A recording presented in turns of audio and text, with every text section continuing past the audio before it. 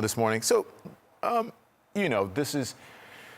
I kind of feel like we're talking about family business, like in front of everybody. You know what I'm talking about? Because there's a long tradition in the African American community about HBCUs and whether you go, whether you're not, and this.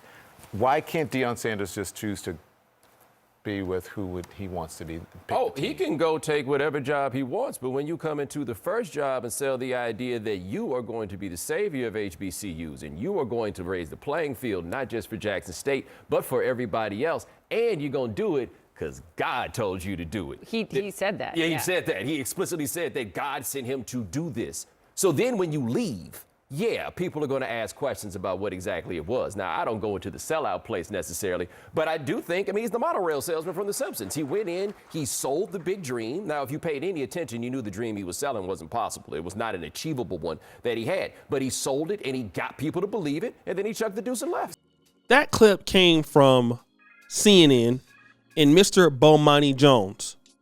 And that was when Deion Sanders decided that he would leave Jackson State and take over as the head coach at the University of Colorado in December.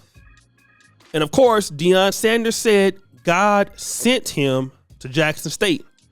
And like a politician, he came in and he promised all of these things that would change not only Jackson State as a program, but what would change HBCUs as a program. And he did to a certain degree.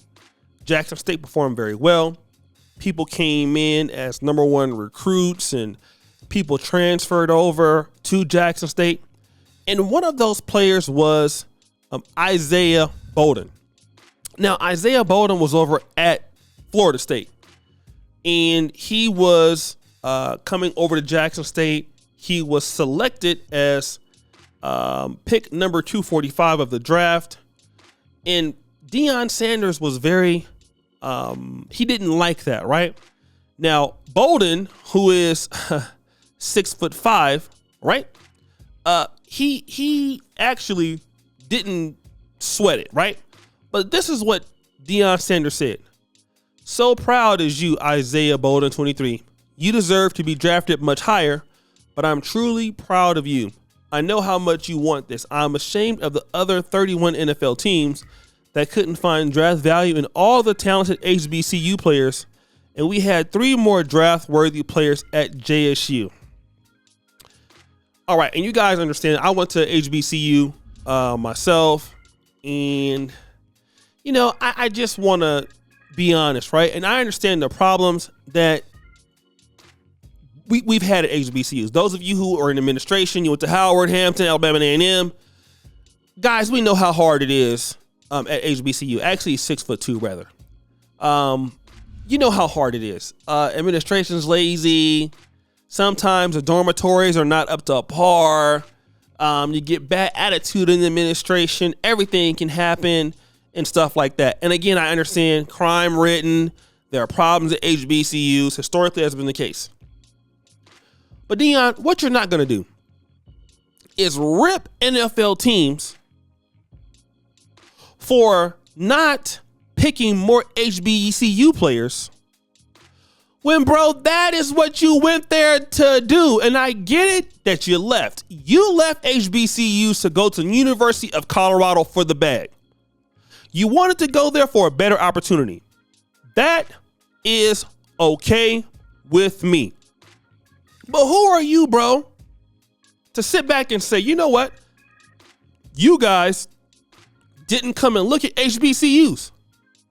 Bro, you were the person that was supposed to come, and then you were supposed to bring that culture for HBCUs. That's what Prime Time did, man. Prime Time has the ability, and shout out to Brother George Macon when I say this, you have the ability to bring the light. You were bringing sponsorships there. You were bringing people there.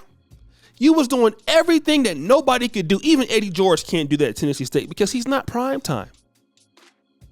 But then you want to rip the NFL for not giving them a good look. You knew that these kids don't get the looks. But you left, bro. You left to a Power 5 conference. And you know what? This is kind of like, I'm going to tell you what it is, right? It's kind of like the guy who cries racism, white supremacy, and you're sleeping with a white lady. You live in the white neighborhood. But you're crying, woe is me, and all the women you dealt with is white. And I'm going to tell you, it just doesn't make sense. I mean, brother, look. I get dealing with black people is hard. I know that it's hard. You brothers out there, I get it. It's not easy, right? I'm not going to be anywhere here to tell you that it's easy dealing with black people. I know that brothers will suffer, brothers struggle. I get it, right? But if you're going to go over to where you don't want to build up your own community, where you don't want to invest into your people no more, you're tired of dealing with Negroes, stop castigating the NFL for not giving blacks the opportunity when you are a part of that change to give blacks the opportunity. That's all I'm saying. And Deion Sanders is a part of that change. I know Jackson State's terrible. I get that. I know that blacks don't get a whole lot of opportunity in HBCUs in comparison to Power Fives. I also get that. But bro, you said God sent you there to change that. You didn't finish the mission. So now you're coming at the other schools, and Deion Sanders, if I'm not mistaken, I'm pretty sure Deion Sanders went to Florida State. This is like right when Bobby Bowden, maybe like in Bobby Bowden's like 6th or 7th year as head coach. So you went to a Power 5 school, bro. Yourself. You come from that life. You play for Dallas Cowboys. You play for the 49ers. You're now at University of Colorado. And you went to University of Colorado to get more money, to get more opportunities, to get more visibility, because that's who the NFL watches.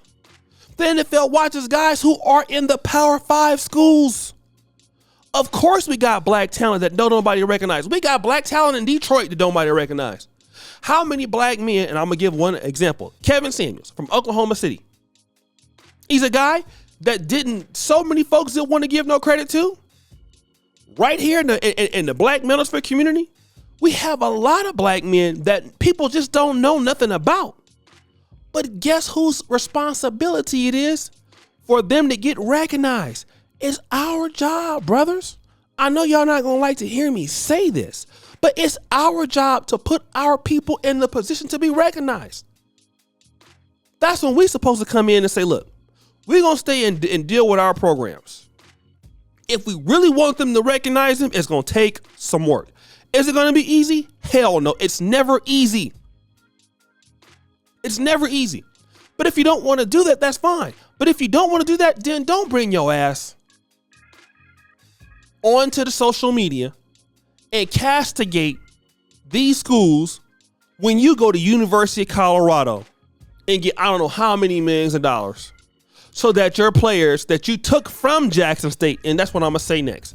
Deion, how many people did you take from Jackson State with you, bro? A lot. How many people? You took your son from Jackson State. You took Shador, the cornerback from Jackson State, to Colorado. You took all your people. What did you promise them? Look, come play for Coach Deion. I'm going to get you more eyeballs in a Power 5 conference. That's what you told them. So they all left with you. Okay? I don't know how many Jackson State players went to Colorado, but it was a lot. You even told the Colorado players, Shiloh Sanders, right? Sorry. You even told them, pack your bags. My people are coming. Okay? You took at least, 13 players to Colorado? 13? In the transfer portal? A lot of them.